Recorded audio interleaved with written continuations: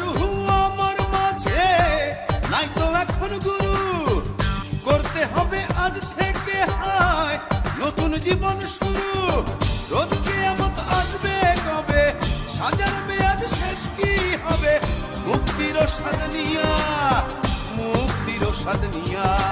ঘর বানাইলা কি দিয়া, গুরু ঘর বানাইলা কি দিয়া, দরজা জানলা কিছু নাই, কেমনে তোমায় দেখতে পাই, গুরু ঘর বানাইলা কি দিয়া,